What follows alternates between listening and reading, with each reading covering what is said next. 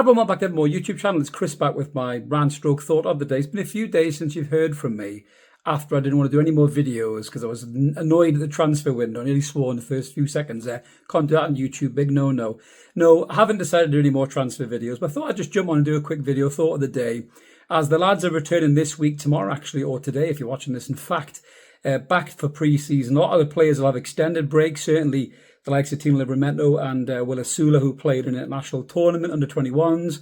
They won't come back straight away. I'm sure they've got an extended break, as maybe some of the other players will do as well. But I just wanted to jump on and give my thoughts about what shape Newcastle United are in and what's happening kind of behind the scenes as well. A little bit of transfer tattle, but not anything near the detail the rumour has it that we normally do. So just jumping straight in, what shape are we in coming back? Well, the good news, there is good news, there is positives.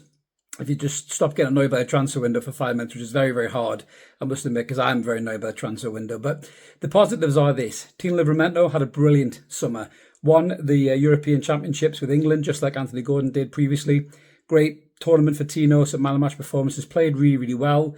Obviously, you worry a little bit about fatigue, but also you'll get into pre-season and he'll be bang match sharp. So he'll be way ahead of everybody else. And hopefully he can take the form that he's shown at left back for Newcastle towards the end of the season and in the tournament for England to the right back slot. Because the other good news is Lewis Hall is back on the grass. That's right, Lewis Hall, the left back wonder, the man who was destined for the England shirt before Lewis Skelly nicked his thunder when he hurt himself. Lewis Hall is back in training, and I'm so excited to see what Lewis Hall can do next season. He was excellent for Newcastle last season. People tend to forget that, but he was absolutely brilliant. I think he'll come back even stronger next season and force his way in that England side as a regular at left back as well. So that's good news as well. Lewis Miley didn't go away with England, so hopefully he'll be fit and sharp for pre-season as well, which is great. As I mentioned, Will Sula had a really good tournament for Denmark, some goals, some assists, and some dancing with the transfer target, which may have helped seal a deal. So well done.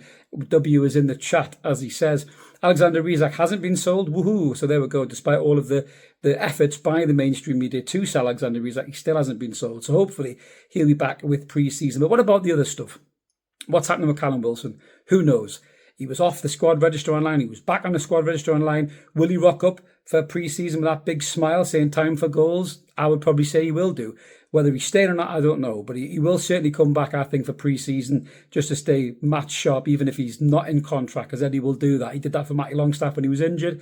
So I'm sure he would do the same thing for Callum Wilson as well. So Wilson hasn't gone anywhere. Neither is Longstaff, neither is Willock. So these players will all come back, I'm sure, and report for pre-season duty. Signings. Anthony Elanga, a 55 million quid bid, has apparently been accepted by Newcastle. Will he be here for pre-season? Probably won't be here for the first day, but he might come 2 or 3 days later, maybe. James Trafford could be the same, potentially. Will he report back to Burnley for pre-season training? We just don't know. You know, the other targets as well, apparently they're working hard behind the scenes for Giorgio Scalvini, who is an unbelievable talent. Injury hit, yes, a couple of seasons. Maybe we'll get him on the cheap because of that. But what an unbelievable player he would be if Newcastle could pull that deal off. So they're working hard with those 3 deals. Can they get them done before we play our first game against Celtic on the 19th of July, which hopefully me and Mark are going to be at. So keep an eye out for us if you see us at Parkhead, as they say. So, yeah, pre-season is here. The lads are back. Same squad. No real changes, no signings, no departures. So whatever that means for you, I'm a bit disappointed, if I'm honest. I think Eddie Howe will be disappointed. I think you would have wanted new players in from day one to work with.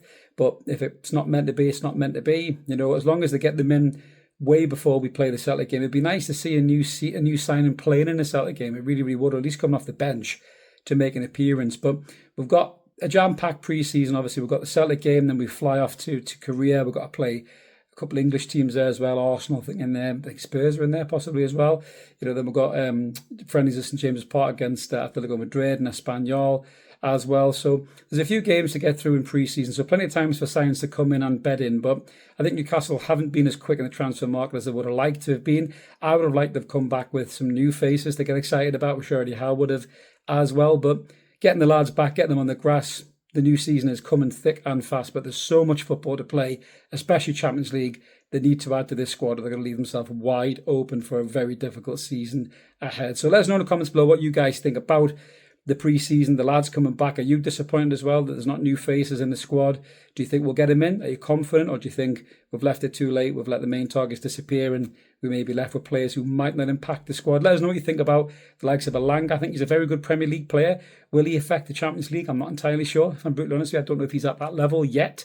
23 years old, that he can work with him. He's got a track record of getting players better who are at that age bracket. But I'm not sure Alanga is tailor-made and ready right now to take on the Champions League. 55 million is steep, but if you think there's a sell-on fee at Manchester United and football inflation, it's probably the going rate for a player with his numbers in the last couple of seasons of the Premier League. But let us know in the comments below what you guys think about Alanga, Trafford, Scalvini. Do you think we'll get any of these guys in, or do you think we'll get none of these guys in? Let us know. We always like to hear from you. Like and subscribe. Keep it ever more. As the pre-season's coming back, we'll be back with some more content soon, looking at the matches, talking about the matches that are played, and hopefully talking about some signings eventually this long, hard summer for Newcastle United. Have a belt, everyone. Thanks for watching. See you later. Cheers.